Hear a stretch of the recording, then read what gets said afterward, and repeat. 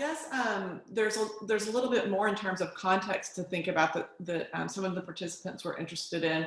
And one of the questions had to do with just how are you using context in terms of kind of having your students think about and discuss those works beyond just observation?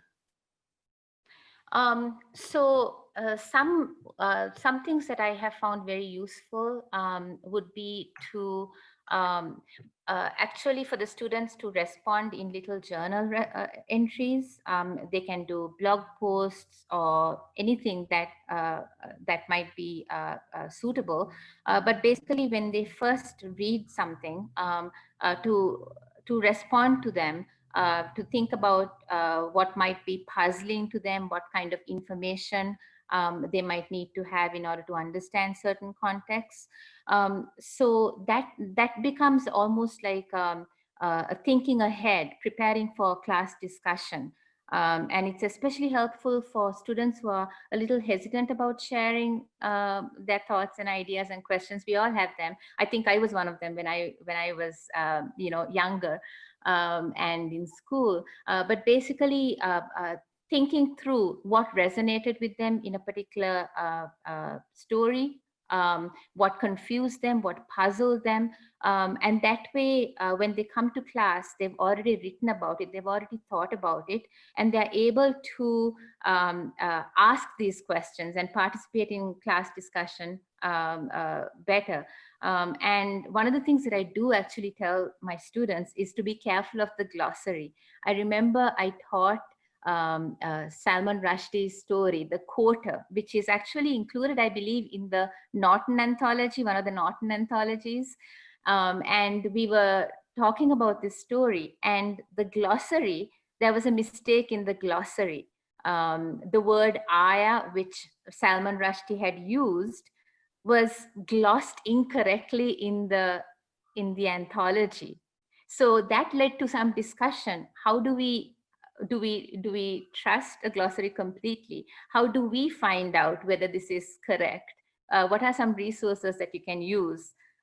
So that helps to empowering students so that they're actually being told, you can put them into groups. You can say, maybe find out more about the Ramayana. What is that? What is this Hindu epic, this in Sanskrit? What do we learn about it? Why does the author mention that in the story? So those kind of questions also help students, because then we are not, I prefer to provide information, to provide context, but also see how much they can contribute as well. That's nice, thank you. Though sometimes when you find a mistake in a text, and you can really use that as a nice teaching moment, that's kind of exciting. So aside from the journal entries that you're using that you just mentioned, do you also do some more formal assignments, maybe writing assignments or something in terms of the two texts that you were talking about today? Yes. So to think about, I mean, one of the reasons why I focused on immigration and immigrant narratives is because there are so many things that are resonant with so many of our students. It could be intergenerational, certain tensions or conflicts that you have with your parents or with your grandparents. That's common to many of us. There could be certain cultural mores that are resonant.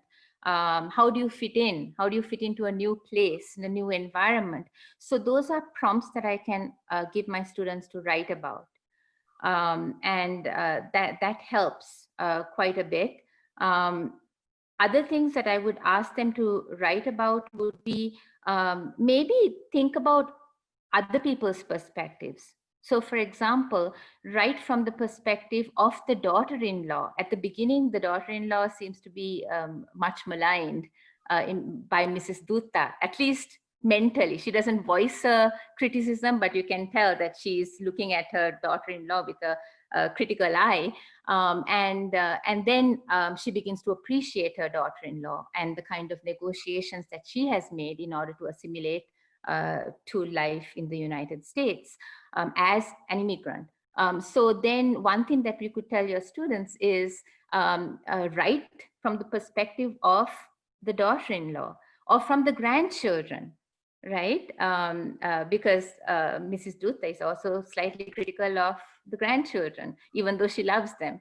So those are ways in which I think I mentioned empathy, the idea of empathizing with people in circumstances maybe very different from us. But can you imagine, can you think about what they might be feeling in these particular contexts and feel for them? So those kind of exercises also really help.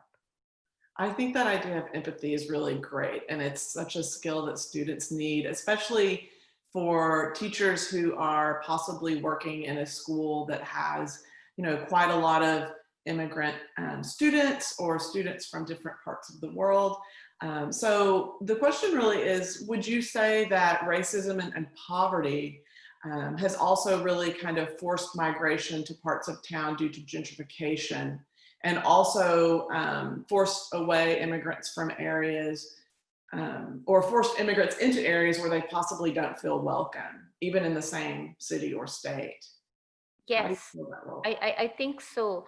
The idea of moving from someplace familiar to someplace unfamiliar.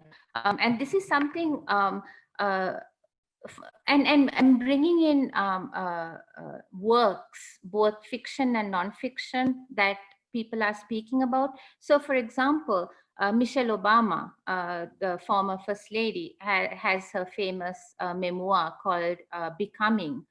And in that, she talks about growing up in the south side of Chicago and what it meant for her to go to a school, uh,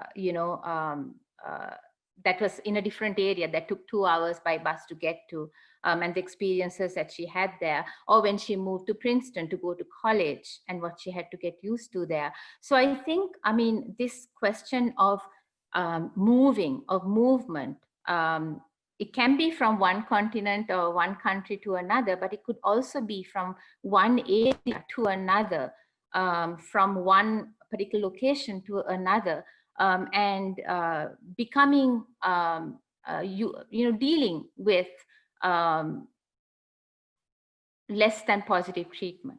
It could be racism, it could be prejudice, it could be bias. How do you deal with that, and what kind of adjustments do you have to make? One of the questions that comes up in both the short stories, and in many immigrant narratives, is the question of what kind of compromise is acceptable to me? What kind of negotiation do I have to make without losing myself, without losing who I am or where I come from? And that's something that many of us struggle with in many different contexts. And even in scenarios, whether it's school or work, the infamous imposter syndrome, right? The feelings of uncertainty. So I think themes that come up in immigrant literature can be used in a variety of other themes as well, other narratives. Thank you. That's a really interesting perspective that I think is very helpful.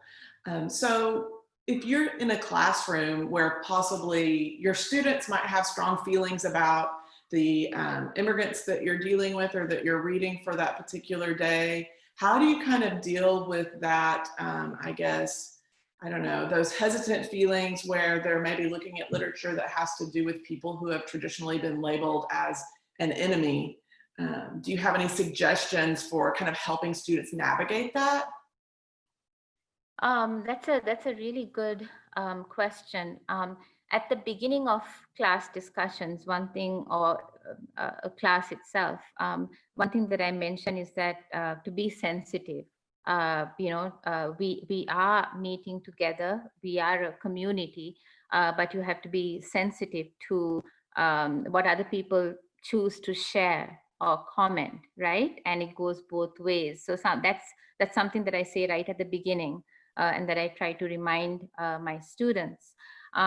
One thing that is helpful is, as I mentioned, when I get my students to write, not a lot, but a response, a journal response to readings. Sometimes there can be students who would voice some concerns in what they write. And that way I can, when I read the journal, I can bring it up in a sensitive way, and we can talk about it. And um, something that I also remind my students is, um, if you are reading something, I mean, one of the, and I know I'm preaching to the choir because we all love reading and we all love literature, but one of the best things about literature, in my opinion, is that you get to walk in other people's shoes. And I always tell my students, you don't have to agree or condone with every single thing that a particular character does in a literary work. But what you have to do, what you should try to do, is to feel for them, try to understand their motivations, try to understand where they're coming from. That's something that you should try, even if you don't approve or agree with certain choices that they make or actions that they take. And I think that reminder is a really good thing, because coming back to empathy, that's something that is really valuable in terms of what we do when we engage with a text. So even if, and I tell students, I mean, you're quite free to not like a character or be crazy about them or start a fan club for them or become a groupie, but you have to understand where they're coming from, why they make these choices, what motivates them. So that's something that helps, I think, in becoming more attuned to what an author is trying to do, why characters in a story choose to do certain things. That will enable students, I think, even, I mean, we keep talking about literature and humanities and soft skills. These are not soft skills at all. These are essential skills that we teach our students in the classroom. And so reminding students about why we engage with the text, and being sensitive and responsive and try to be empathetic is a good thing. Yes, thank you so much. So to return for a moment to the assignments, when you're creating your assignments for the literature that you're teaching, do you really include that contextual information that we were talking about before, or is that just really to help them engage with the text? Great question. So I think that at the beginning, when you enter a text, when you're engaging with the text, there has to be some context provided in order for students to be oriented to what they're reading. So giving some context is a good thing. So for example, at the beginning of the presentation, I talked about immigration as a whole, and the kind of issues that first and second generation immigrants have to deal with. So that's a bigger picture that sets students up to think about what kind of issues the characters in narratives might have to deal with. But then I think a balance is also good. I do believe that sometimes if a student reads a narrative for the first time and there are things that are unfamiliar, and then they come to class and there's a discussion, and then they realize, oh, I initially thought this is what it was about, and now I realize that there's a whole other meaning there. So even in Mrs. Dutta writes a letter, one of the things that she has a hard time with is the concept of privacy. She doesn't understand why doors are closed within the household against her, and she thinks of it as hostile. And then we realize there is no word for privacy in the Bengali language. So how do you understand a concept when there is no word that indicates that? The same thing with Mr. Pirzada Comes to Dine. Whenever he brings a gift to the little girl says thank you. And he says, why do you thank me? This is something that I'm doing as a friend. No thanks are necessary, right? So the concepts are different based on language. And I think when we talk about it in class as part of the discussion, then you realize, I didn't realize, now I know the significance of this. So in certain ways, that moment of epiphany is a good thing to happen. But also in terms of assignments, I think giving group work for a discussion with appropriate questions is always helpful. Presentations, putting students in groups and asking them to explore contextual material so that they can report back to the class. As I said, that's really helpful because that empowers the students. I tell them where they can find sources for the material that they need to do research on and present. And so they are contributing to the work of the classroom. And I think those ways are really helpful. Additional context can be provided by useful YouTube clips that we can find or that we can encourage students to find. Film clips, as I mentioned, artwork, sometimes even music. So having multimodal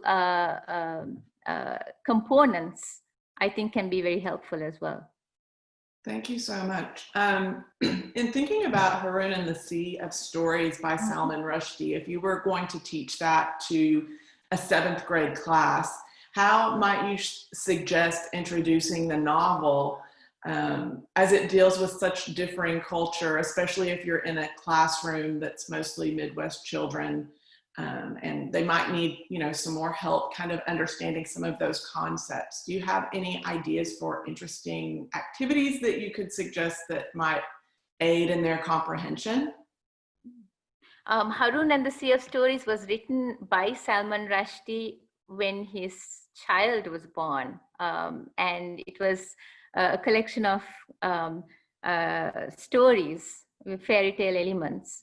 And I think one thing that could be done if you're teaching that is have students go back to their own childhood. What are some fairy tales or nursery rhymes that they grew up with? Nursery rhymes and fairy tales can be quite frightening, by the way, right? We think of them in a sanitized, happy way, but they deal with very serious issues, actually, right? So one thing for students to do would be to think about nursery rhymes or fairy tales that they grew up with, even Disney movies that they might be familiar with, and compare them to some of the stories, some of the elements that are included in something like Harun and the Sea of Stories. There are certain elements, you know, the magical, the supernatural, the divinities, or the genie or whoever, right? What are the differences? And in many cases, stories, particularly for children, seem to indicate what a culture would value. So that would be another thing. If you read this, what seems to be emphasized or what seems to be valued? That would be something to think about as well. Thank you. That's a great idea. So do you feel that it is important for us to introduce students to ideas of Edward Said, specifically related to his ideas of Orientalism and exile when reading immigrant literature? And if so, what ideas of his do you think teachers should focus on most for the students? Edward Said is most famous for, in post-colonial study, he's one of the Holy Trinity, as they say, right? Along with Gayatri Spivak and Homi Bhabha, Edward Said is one of the foundational writers, and he's most famous for Orientalism from 1978. But I think in terms of immigrant narratives, what I would say is this idea of the migrant double vision. Immigrants move from one country to another for a variety of reasons. And some of them are for survival or for a better life, for the quote unquote, the American dream. But it enables, along with those, the possibility of forming a new self. It's a continuation. Stuart Hall is another person who has talked about culture as something that is not just about being from a particular culture, but a process of becoming. Your experiences change you and help you and move you towards growth, personal growth and development. And I think that Said's idea of the contrapuntal, he was a music lover. He draws a lot from music. So he's talking about musical lines that are played off against each other. They are independent, but one reflects on the other and plays off against each other. So this idea that when you're familiar with one culture and then you're thrust into another more unfamiliar culture, you're able to see what's beneficial and what's not so beneficial. So you're able to make more nuanced choices, as Mrs. Dutta, for example, is able to do in that story. So I think Edward Said's idea of the migrant vision, which is a kind of a double consciousness, I think that would be really helpful in terms of immigrant narratives. And also Stuart Hall's idea of you're never static. Culture is not static. Language is not static. If it's living, it develops, it changes because it's being used, it's being lived. And I think this idea that, you know, one issue that comes up for first and second generation immigrants is that sometimes first generation immigrants are resistant to change because they feel they must preserve and maintain their culture and traditions for the sake of their children, and the children are resistant to that because they're straddling two cultures. And Stuart Hall reminds us that culture and language are not static, they change. So we are all in a process of becoming, because we are changing through the experiences that we've gone through. So that would be, I think, apropos for immigrant narratives as well. Thank you. I really like the idea of tying it into the American dream, because I think that's something that seventh graders could absolutely understand and relate to, and they would be able to kind of digest. So I think we only have time for maybe one more question. And this one is about how you structure or organize your classroom. Do you find that you kind of rely on a more informal structure in terms of your discussions, or do you have another particular way that you kind of lay that classroom out? I think the grand secret is that I'm prepared. So what I do is I hope that there would be an organic type of discussion, but I also anticipate that there might not be. It all depends. So in terms of discussion, I always give an introduction to what we've been taught. First, a reminder of what we've talked about in a previous class session, then an introduction to what we are reading and what we're going to be discussing. And then I actually have in my back pocket or on my lectern or whatever, I have a list of questions. So sometimes students jump right in on a good day, and then they start talking and responding to each other and to me. And if it's one of those days when they've been up all night doing some assignment, or haven't even, some of them even, I hesitate to say this, but they haven't even read the material, it turns out, because some life happened and something came up. But something in the discussion has sparked their interest, right? So after, what I do is I have my list of questions, and if they are not as initiating discussion as I would, then I have those questions to go on. So I think you prepare for a spontaneous eruption of discussion, but you also know that that might not happen. So you have the list of questions and comments and things to point out. And then that gets the wheels moving. I really like that approach. I think it's always good to make the students think that things happen spontaneously when they don't always happen that way, right? So I think that now, Murphy, maybe you're going to lead us into the second part of the third part of the day.